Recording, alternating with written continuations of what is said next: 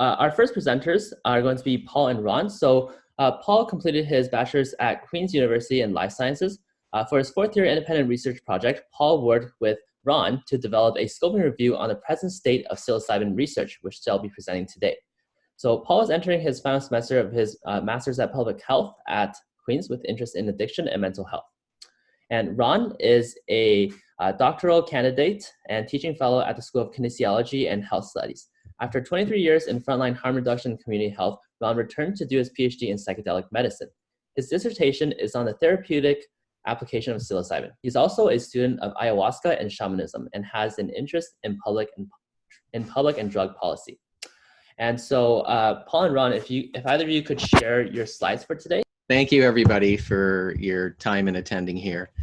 And thank you to the folks who've put this journal club together. It's a super valuable contribution to the field, particularly I'd say now, given the fact it's still an emerging science and really developing the literature and our knowledge of it is so critical right now. So clubs like this are very, very important. So Paul and I are going to talk about our scoping review. And we were looking specifically at the therapeutic application of psilocybin in treating a range of mental health conditions. So we're going to talk about a couple things today. We're going to talk about psilocybin. We're going to talk a little bit about the clinical trials and the findings. And then we're going to talk about scoping reviews. And I want to make the argument and kind of plant it in your brains early that scoping reviews are an ideal methodology for this stage of the body of psychedelic literature. But we'll get into that a little more. But you can see everybody's affiliations. There's a neuroscientist in there, a palliative care doctor, a health science librarian, and then Paul and myself. So Paul, I'm happy to hand it over to you. I just want to say one thing before Paul starts, which is I think if we're going to continue to grow the psychedelic field, we need to do so within an anti-colonial framework.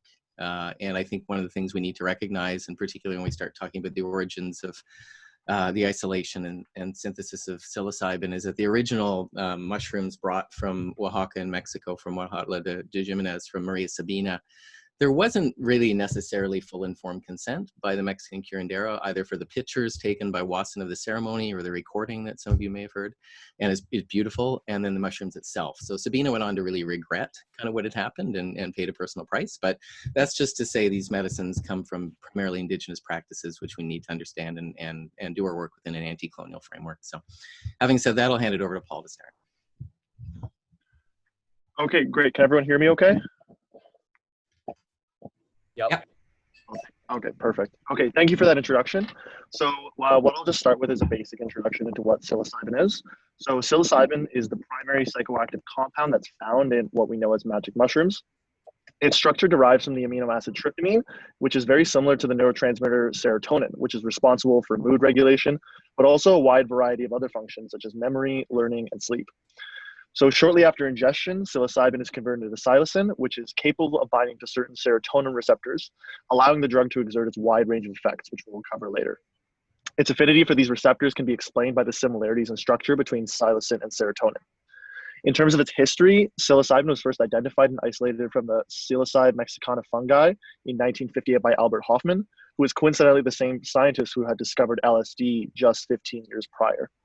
And despite its relatively recent introduction into Western science in 1958, it has had a rich historical significance to a variety of indigenous cultures in Mesoamerica dating back to 500 BC, where it played a significant role in different rituals and healing and ceremonial use. Sorry, Paul, there we go. Oh, no worries. So the onset of action of psilocybin occurs roughly 20 to 40 minutes after ingestion, as psilocybin is rapidly metabolized into psilocin, which you saw on the next slide, and has a variable peak occurring roughly around 60 to 180 minutes, lasting 4 to 6 hours in total. And the graph on the left actually demonstrates the different levels of psilocybin from placebo at 0 milligrams to a high dose at 30 milligrams, and the overall observer rating of effect over time. Across self-reported ratings for short-term effects during therapeutic sessions, they've included feelings of altered time perception and working memory, disorientation, visual and auditory hallucinations, and synesthesia. And there have also been reported some transient adverse effects, including fear and anxiety, but these generally go away pretty quickly across the session. There are also a wide variety of long-term effects that have been of particular interest to researchers, which we'll cover next. Various studies have also demonstrated that psilocybin has no clinically significant adverse effects, is tolerable, and has also low potential for abuse, even at high levels. This makes it an ideal candidate for different kinds of therapy.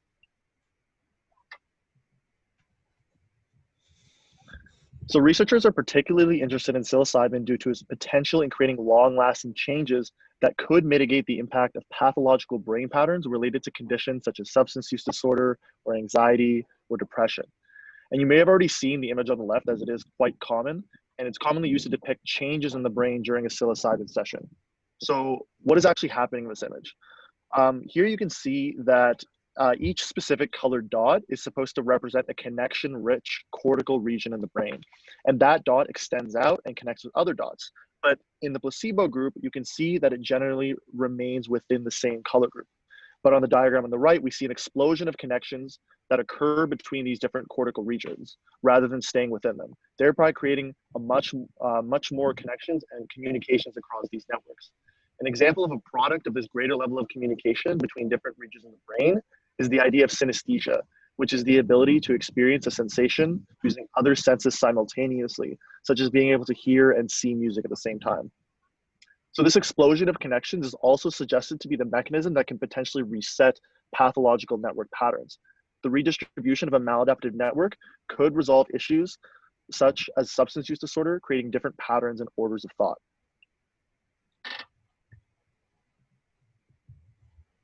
So the potential of psilocybin for therapy also comes from the similarities that exist between it and selective serotonin reuptake inhibitors, or SSRIs, which are a commonly prescribed antidepressant that increases the amount of serotonin in the brain to create an elevated mood. This figure shows the similar effects that both SSRIs and psychedelics have on decreasing depression and elevating well-being through serotonin receptor signaling. A key difference here is that the type of serotonin receptor that is actually binded, as in the psychedelic-related receptor, shown on the bottom part of the figure, is much more distributed across the entire cortex, resulting in stronger emotional release.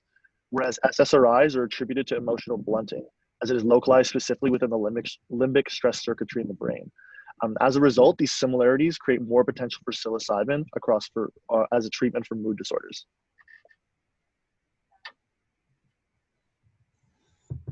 So next, what I'll discuss is a bit about how psilocybin research has evolved over time. Following its discovery in 1958, there was a significant amount of research being done by psychologists and psychiatrists into its potential therapeutic effects across different mood disorders. A meta-analysis of 19 trials between 1949 and 1973 found that 79% of patients were observed to have clinically judged improvements following different treatments. And although these initial trials lacked modern methodological rigor, such as randomization and blinding, it is still important to recognize these results exist. So the boom in psychedelics research can be visualized by the chart on the right that displays publications related to psilocybin over time, with an initial peak following its discovery in 1958, and then a stagnation in research after the 1970s due to its association with counterculture and then following subsequent criminalization. And then you can see the peaks start to rise around the 2000s, where we've witnessed a sort of revival in psychedelics research. And this research is being outputted by primarily a few high impact research centers. The difference between the research now and what was being done in the mid 20th century is significantly higher methodological rigor, including blinding, control groups, standardized measures of outcomes, and randomizations. Also, other advances, such as advances in brain imaging, has also made it easier for us to develop a stronger understanding of the effects of psilocybin because we're able to visualize these changes following ingestion. So with all the literature that is coming out in this psychedelics renaissance, we wanted to try and understand what are the treatment variables and outcomes associated with psilocybin-assisted therapy, basically asking what are the characteristics of these sessions that are leading to these different kinds of outcomes. And to understand these characteristics, we decided that we would conduct a scoping review, a relatively new kind of methodology that will allow us to map out specific themes that we can find across these trials.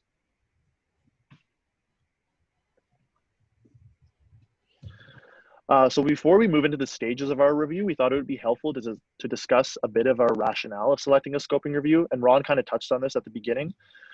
We also want to discuss what a scoping review is because it is a new kind of methodology. So at the beginning of the project, we had planned to do a systematic review, but we quickly came to the realization that a systematic review would not be appropriate for our version or our exploration of the literature. Systematic reviews are meant to be a knowledge synthesis and can ultimately serve as clinical guidelines. They're generally conducted by teams with specialized skills in the field that perform thorough searches through the literature and then extract, synthesize, appraise, and evaluate it into a highly specific answer that develops from their original research question. Essentially, they function to take an already established field and evaluate the literature to find mostly a quantitative answer. However, the major limitation for these kinds of systematic reviews is that they struggle to answer qualitative kinds of questions as much as scoping reviews do. So that's where scoping reviews come in. Scoping reviews are a new kind of methodology that aims to map emerging literatures like the psychedelics field that are not necessarily as well established into themes. This allows the authors to explore a diverse range of literature, not being limited by specific kinds of studies, to understand what direction the field is taking, what studies have been done, and what limitations exist. So considering that modern methodologically rigorous trials have only started emerging for psilocybin in the 2000s, and that there's a limited amount of studies available to create quantitative clinical guidelines, we thought that a scoping review would be an excellent way to understand the current state and limitations of the literature, as well as its directions. So moving on to the stages of a scoping review, our first stage was developing the actual research question. Oh, Rod, I think you can just click through all of these because they'll pop up all separately. Yeah. So the research question that we asked was, what are the program variables associated with positive psilocybin-assisted therapy outcomes? So what actual characteristics of the study? For example, what kind of dose are patients taking? What kind of dosing schedule? How often are they taking the drug? What condition do patients have coming into the study? We also wanted to chart the common publication characteristics and trends of the emerging literature. So who is publishing this literature? Who are the authors? And where is this research coming out of? For number two, we wanted to identify the relevant studies. So this involved consultation with a public health sciences librarian. She helped us search a variety of different databases using keywords related to clinical trials and psilocybin. And once we had all these studies, we moved into study selection. So in study selection, two independent reviewers, which is Ron and I, first we went through initial title screening, so just reading the titles of the papers. And then once we've narrowed it down a little, we kept going through abstract screenings and then full text screenings. And once we've narrowed it down the most, we finally do our data extraction. So that's where we extract the kinds of characteristics that we want to see, such as the dosing schedules and other factors that play into the therapeutic session. And then we did charting. So this is mapping the different themes of the clinical trials. And then finally summarizing where we were able to develop a commentary based on what we were able to observe from these different kinds of trials, trying to understand what limitations there are, what gaps there are, and what has been done well across these studies.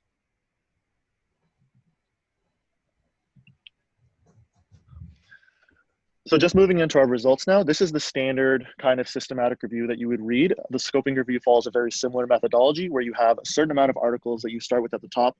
So moving through, we looked for trials that were specific to anxiety, depression, substance use disorder, and PTSD. We had no time or language restriction initially, but eventually we added a language restriction just because we didn't have the resources to translate all the articles that we were able to capture.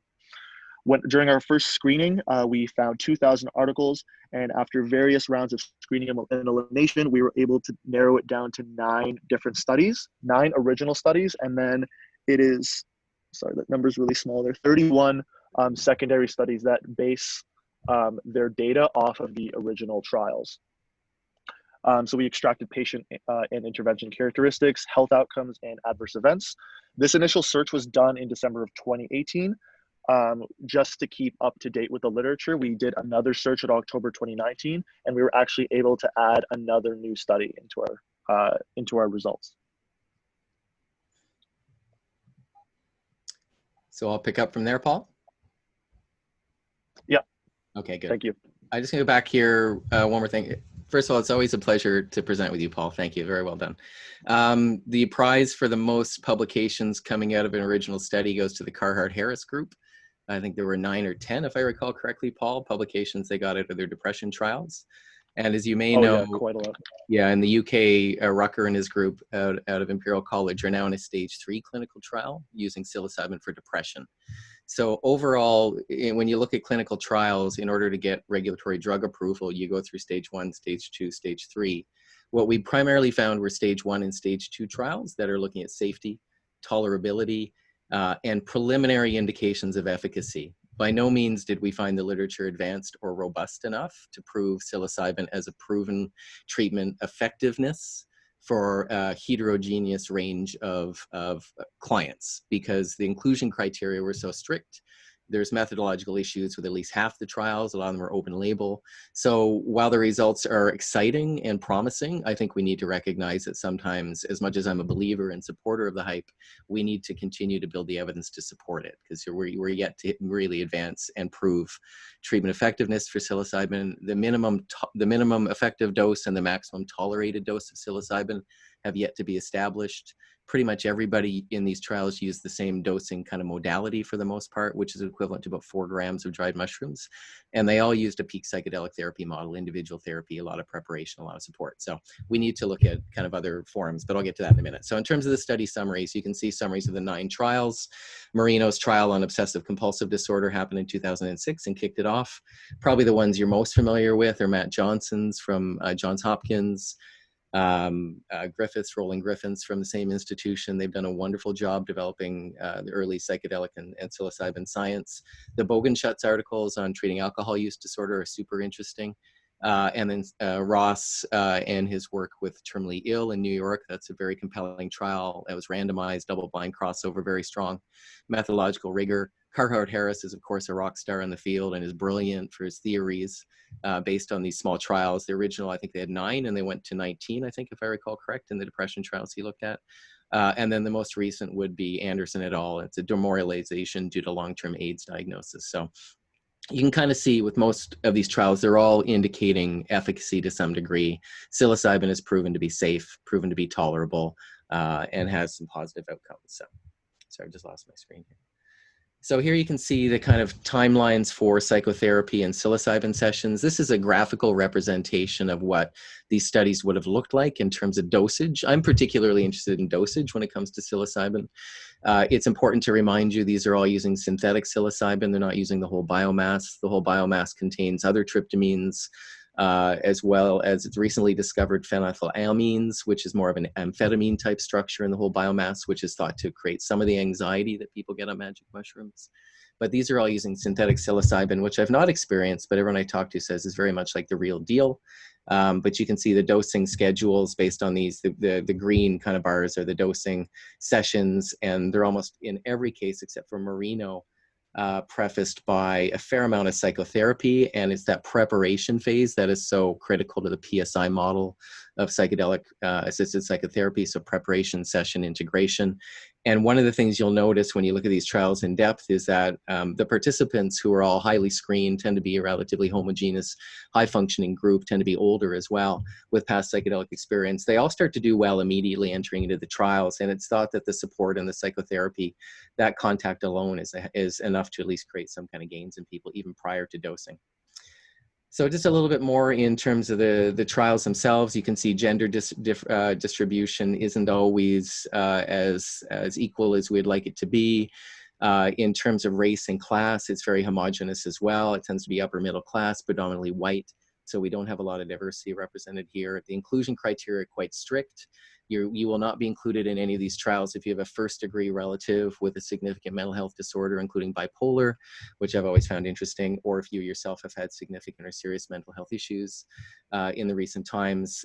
So they're primarily looking at things like substance use disorder, treatment-resistant unipolar depression, anxiety and distress as people face critical health conditions with terminal diagnosis, demoralization, you can see, and then substance use dependence. And the substance use trials would be specific to tobacco and alcohol, but you can see the age range, a little high, not great gender distribution, and then tends to be the majority of people had past experience with psychedelics. So that's a quick overview of the trials. There's 9 of them. You have the spin-off publications. We have some other slides that summarize the treatment outcomes of the particular clinical trials. If you're interested in those, you can just contact Paul or I.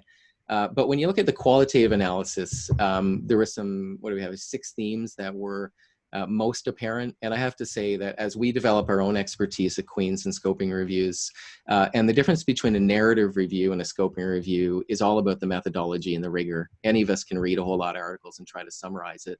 but you always bring your own risk of bias and your own kind of preset kind of conclusions. So what a scoping review is meant to do is add rigor so that it's much more objective and unbiased. So these are the themes that we established. We're now using qualitative analysis software in vivo to do our qualitative analysis to make it even more rigorous, but these were done simply by study selection, reading, and discussion among our group. These are the themes that we identified that kind of rose to the top based on the text of the articles. And again, with a scoping review, you're just mapping what's found in the written literature. We're not imposing anything new. We're taking the text out, clustering them, grouping them, and then summarizing these as 6 emergent themes. So one is there's a clear dose-response relationship. And this is where the issue of mysticism comes in. And the Johns Hopkins people have really ridden this horse that to have treatment outcomes success, you want to kind of encourage a mystical type experience, and they really prep their clients for that. In the substance use trials, you're seeing less mysticism in the experience, but you're still seeing positive outcomes. So I would say as much as there's a clear relationship between positive treatment outcomes and higher doses, we need to understand that mysticism isn't the entire category or characterization of what happens under psilocybin. There's a lot of experiences that might be non-mystical, that may be emotional release, that may be insight, that are hugely therapeutic. And here we have the issue as well of adverse experiences. Adverse experiences are more likely in higher doses. The problem with adverse experiences has to do with duration. So the longer an adverse experience goes on, like anxiety, distress, confusion, fear, panic, the longer it goes on, people are likely to have long-term psychiatric kind of condition follow-up in terms of lasting psychological negative problems. So that's related to dose, but quick intervention, good supports, and adequate client screening is thought to reduce that. Alteration of personality. It's not often you see a treatment that is shown to change personality traits, but psilocybin has been shown to increase openness, connectivity, nature relationship, and anti-authoritarian attitudes as well, which is a timely kind of characteristic we need more of. Huge variability in experiences, as much as there's some commonality in terms of oceanic boundlessness and distortions of time and personal journeys and presence of spirits and visions, that kinds of things, and synesthesia. The emotional content is entirely unique to your set and your being and your history. So you said huge variability in patient experience. And primarily they were experiences of meaning making. So in the West, in scientific discourse, we don't talk well about spirituality, but we can talk more easily psychologically about meaning making. And certainly what people attribute these as in the top 5 meaningful experiences in their lives, profound insights and changes that are lasting and positive, mood elevation, that kind of thing. And it has to do with how people make meaning in their life. And then I can't quite see, let me just minimize this for a sec, sorry. Psychological distress and headaches. So again, in terms of adverse experiences, these are the most common. And in some of the trials, I think the Johns Hopkins trials reported up to 40% of some of their volunteers would have headaches post-session. And we're not even sure why that happens. And Matt Johnson has an article, he identifies maybe 4 or 5 different theories on how that happens. And I'll leave that aside for now. But other adverse experiences have to transient anxiety and transient anxiety and distress that come from the entropy and confusion, the loss of control, the loss of self that occur. And then treatment outcomes and program variables are very, very important. The role of the therapist is very important. Communicating a clear intent for the treatment is very important. And you're seeing some differences in outcomes based on the kind of trial design. So limitations, there's a clear lack of randomization in control groups. In, I think, more than half the studies, Paul, you can correct me if I'm wrong, around 50% lack randomization in control groups. So they're early, they're exploratory, some of them are open label. So it's very early in the science, we need to acknowledge. And also when you looked at the tools, the number of assessment tools they used was so wide ranging and so superfluous that you kind of got the impression people were fishing for data, which is fair enough in an exploratory phase of a science like this, but we need to become more specific in using some of these tools to look for clear outcomes. There's difficulty in maintaining blinding when it comes to psilocybin. So even if they're using niacin or anti-nausea medications as a placebo or a control, you can't recreate a psychedelic experience, or there's clearly observable phenomenon. So in terms of clinical trial design moving forward, you really want to separate out investigators from people kind of witnessing the trials, because it's really easy to lose your blinding and therefore you're unbiased. Kind of nature. Small sample sizes, some of them were up to 9, small sizes 9. I think the largest studies were around 50 something, Paul, if I recall correctly. And the total number of people who participated in these trials, which are all of the trials that have been concluded, are the ones we're reporting on, not the ones still in process. I think the total number was only 179 people. And most problematic was the very homogenous demographics I've spoken to. So in order to have stage 3, get regulatory drug approval, and prove treatment effectiveness, you need multi-site models with more diverse groups. You're looking at safety and effectiveness for a range of populations and not just the highly vetted population that kind of made it into these programs, but it's fair enough, it's still early in the literature. And then the big kind of Achilles heel that's often characterized is the confounding psychological therapies, meaning the amount of preparation that goes into it prior to the session is surely affecting people's experience of what's going to happen. Now, can you study psilocybin without psychological supports? It would be considered unethical because people need to be able to deal with the adverse experiences. They need preparation because of the ordeal nature of it. And I would argue that in traditional societies, the shamanistic cosmology and worldview gave people a set it gave a map of how to understand the psychedelic experience based on the worldview of spirits and where people fit into it and where their culture would relate to nature. Whereas in the West, we really lack that. So we talk more about entropy than the notion of meeting the spirit of the magic mushroom, which is more what, say, a Maria Sabina or traditional curandera would look at. So you're always having an integration of set and setting with psychedelics. It's pretty hard to remove any of the setting influence, but it's considered a bit of a confounding variable. But you can see here, these are the ongoing trials, and I won't spend too much time on this, but they're all in recruiting stage. Some are up and running. I'm interested in the one on migraine headaches. I think that's very interesting, particularly given the fact that headaches are an adverse experience related to psilocybin use. You can see there's a big focus on depression, largely because the global market for treatment for depression is so massive, and there's a failure in psychiatry in treating that disorder kind of well. And psychedelic therapy is obviously a dose, 2 doses, 3 doses, and not a daily prescription. So it's a different therapeutic model. You see more around substance use as well. And then in conclusion, the conclusion of our paper is that the trials have clearly demonstrated safety, tolerability, and preliminary indications of efficacy. But stage 3 trials are necessary for proof of effectiveness. There are positive outcomes, and they include sustained positive mood and clear reductions in the problematic kind of conditions or behaviors. Depressive symptomology would drop, anxiety would really drop, substance use would significantly be reduced. And these tended to be maintained for 3 months and 6-month follow-up. So it appears the gains are sustained. Adverse effects are common, but mild, and they're reduced by proper screening of the candidates, exclusion criteria, which I said are quite rigorous, appropriate setting, which is, safety. They're not doing it in hospitals with bright lights and strapped to a chair. It's an appropriate setting, very pleasant to be in, and a lot of preparation. The outcomes, we argue, represent a paradigm shift in understanding mental health in general and treatments for mental health. And there's lots who've written on that. I'm sure that's a familiar theme for you. But we need further research on smaller and alternate dosing modalities. I would argue we need research on the whole biomass of the mushroom and not simply the extracted synthetic psilocybin. We need research on more diverse populations, as well as looking at group and ceremonial contexts for ceremonial use of psilocybin, as well as ethno-ceremonial settings, which would be more curandero, shamanistic, indigenous ceremonies, or mixed mestizo ceremonies. Relatively consistent methodologies were found across all trials. We need more rigorous evidence to inform clinical guidelines, however. We can't yet say proven scientifically that psilocybin is effective in treating these disorders. We can't develop a set of best practices based on these trials. What they can do is build that mountain of evidence you need to get to the stage we can do that, and we're approaching that. So it's great to have so many new young scientists interested in psychedelics who can take this work forward. And our argument is that scoping reviews, because of the nature of psychedelic literature in general right now, which is an emerging field, it's still relatively novel, still relatively heterogeneous. A variety of disciplines are carrying it out, from neuroscience to palliative care to addiction treatment. Scoping reviews, because they deal well with broad-based questions that are exploratory and pose hypothesis. They're not confirming something, they're exploring questions. And scoping reviews are very, very well suited. I'd like to see a lot more done and published in the psychedelic field. And I think that's it. We have a couple, these are references from the slides you'll see, and then we have the citations for the 9 key studies that were the core studies of our scoping review. Perfect. Thank you so much. That was a really awesome presentation.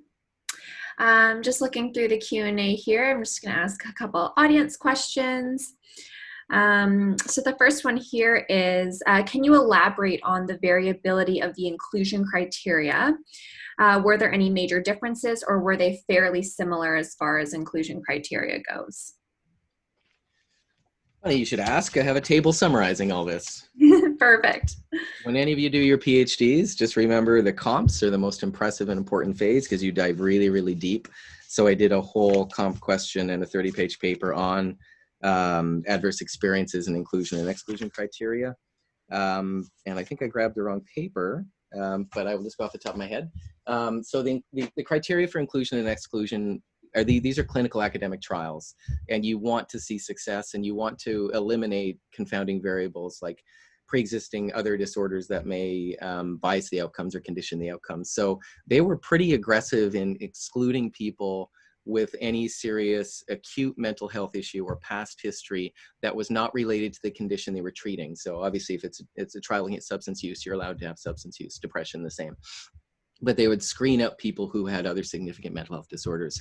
And they would go so far as to screen out folks who had, as I mentioned, first degree relatives. So if you have a sister or brother with a bipolar disorder, which is very, very common today and highly diagnosed, you would be excluded from these trials. And when I asked the researchers what the scientific basis for that was, there really isn't one, other than we know that often these problems are familial and generational. There's some shared DNA that contributes as well. But really it came down to study methodology and trying to keep the assessment of the effectiveness of psilocybin kind of clean by having just the disorder in treatment. But what tended to happen was it kind of was cream skimming. So you tended to get an older group that had done well with psychedelics in the past. They're volunteering, they're interested. There was a significant motivation for the treatment as well, particularly for the folks who were facing terminal illness. So a lot of those people were older. They tended to have good economic status. So there weren't a lot of determinants of health kind of at play in terms of homelessness or lack of education or lack of housing. So that, it kind of screens out that as well. And then they would screen out certain medications as well, because a number of medications are contraindicated with psilocybin. So you need a washout period if there was SSRIs. Or antipsychotics, tricyclic antidepressants as well. Even something like St. John's wort is screened out. Anything that could affect serotonin, create a risk of serotonin toxicity. And so there was a medication exclusion criteria as well. So I hope that answers the question, Lindsay. Definitely. Thank you so much. People can email me and I can share my paper on more of it. It's over here somewhere. Perfect. Awesome. Thanks, Ron. So this next question here is, do you see a good approach to comply to the normal double-blind standards, considering the unique experience that psychedelics are, or psilocybin is, which makes, using a placebo kind of hard? Do you see any kind of good workarounds to that and how we can, comply with the double-blind standards? Paul, do you want to speak to that? You're pretty articulate on this. Do you want to take a crack and then I can join in? Yeah, so across the studies where they did use a placebo, there was quite a few different kinds of placebos that were used. Like there was niacin, there was also low dose psilocybin that was used across some of the studies. But that was a major issue across the blinding, because it was very apparent immediately in all of these studies almost to both the observer and the participant that they had received the placebo. So I think that was part of our conclusions as well as a limitation of these studies, that maintaining the blinding is very hard to do. That's pretty good. Yeah, perfect. Next question here is, do you think the rest of the biomass in psilocybin can make some kind of entourage effect, kind of like the terpenes in cannabis? Absolutely. I think that's one of the most exciting phases we're seeing right now. People may know there's a massive explosion in investor money going into psilocybin, particularly in Canada, US, and Europe. There's a number of companies that are getting started now. Field trips already hit the ground. They're planning, or started a growing operation at the University of West Indies in Jamaica. Their idea is to look at the whole biomass for the entourage effect. There are multiple other indole tryptamine compounds within the biomass, and there's a whole rich entourage of other chemicals that part of the magic of these molecules, whether it's ayahuasca or psilocybin, is just the complexity, and we have thousands of years of evidence of use for a reason. So I think that the whole mushroom, we're only beginning to understand the possible benefits of the other compounds in there. And, you know, I don't want to kind of list them all, but there's 9 other, I think, indole alone. So we might be able to start to extract, we might be able to manipulate, you know, in terms of the growth of these, in terms of new forms of psilocybin that combine, much like we did with cannabis. So I think the cannabis entrepreneurs are all looking at mushrooms for that entourage effect. And I think largely for microdosing, I think there's already gray area legal, pseudo-legal microdosing firms operating in Canada. We know how widespread it is. And I think you can start to play with different strains and combine different things and combine even other possible nootropic mushrooms like lion's mane, cordyceps, reishi. They all have incredible benefits. So the whole mushroom cult, you know, this interest we have in mushrooms is really just beginning. And I think that entourage effect is exactly what we're going to find. Yeah. Perfect. Thank you so much. This next question is from Tatiana, saying, have there been studies on the lasting effects on perception while sober? And do you know if these would be related to the hallucinogen persistent perception disorder? Yeah, so sure. So first of all, HPPD, which is the hallucinogen persisting perceptual disorder, is controversial as a diagnosis. There's considered scant evidence, and I'm using a term from Krebs' articles on this, where she talks about public health and long-term impacts of psychedelic use, and she looks at whether it increases or decreases people's mental health. And from all we can gather, psychedelics tend to increase mental health, not decrease it. And her argument, which I think is sustained in the literature, and I've just done a whole narrative review on adverse experiences of psychedelics. There's not a lot of evidence for HPPD, or what they used to call flashback disorder. I think what you do get is, and for those people who do report it, they tend to have disorders of consciousness and perception to begin with. So I think those are real. That may be heightened by psychedelic use, but there may be a pre-existing condition there, and it may even be synesthesia. And there's no doubt the things you experience and the visions you have may stay with you, but that's the point. That's why they're medicines, and that's how they can help heal. But in terms of the negative effects, there's not a lot in terms of visual distortion that's been proven if there wasn't a pre-existing condition. Auditory hallucinations are even more rare in the literature in terms of documenting persisting auditory. It seems like because of the impact on the brain regions associated with vision and eyesight, that visions are, these are visionary drugs for a reason. We see things more, we do hear things, but as vision tends to be more prominent. And there's not a lot of evidence of persisting disorders that way. What there is evidence, though, is if people have a sustained bad trip that goes on for a while, they really suffer and they find it traumatic. So they end up seeking psychological support to deal with the trauma. And I think we've probably all seen this happen, and I've seen people in ceremonial settings get completely lost, and it's scary. So I think that's where the role of the guide, the training of the guide, proper selection of the right person with the right molecule. I think my concern right now, Lindsay, is people are using ketamine because it's legal to treat a range of things, and it's getting a lot of attention. But I think we always want to use the right drug for the right person at the right time. And by no means is psilocybin always the right drug for the right. If someone with a dissociative disorder in particular, I would worry about with psilocybin. Maybe MDMA is better. So I think we have a long way to grow to establish those care pathways, what drug when with the right person. Yeah, absolutely. So we just have time for a couple more questions. We have a lot of amazing questions in the chat. We'll try to, we're going to get through a couple more, and then I'm sure Ron would be happy if you needed to email them. I'm sure he'd be happy to answer them there. On that topic somewhat, this next question is, how do you feel that the relationship between SSRIs and psychedelic therapy is? Do you view them as competing approaches? Do you think that they could be, using psilocybin could be a supplemental therapy to long-term SSRI use? Or how do you feel that that interaction is? Paul, do you want to say anything? I thought your slide was really good on this, and then I can follow up if you wanted. Coincidentally, that was the first time I've ever seen psychedelics and SSRIs be compared together. So I can't say I'm an expert on it. If you have some comments. Sure. Okay. So the one thing to remember is SSRIs are contraindicated when it comes to serotonergic psychedelics. So whether someone wants to do ayahuasca or psilocybin, you can't be on an SSRI or a tricyclic antidepressant because of the risk of serotonin toxicity. And that's been documented in the literature. I think it was actually Dennis McKenna who originally started to document that. So that's real, and we need to be mindful of that. And there's a number of medications that are kind of contraindicated as well. And as I mentioned, St. John's wort, a number of antipsychotics.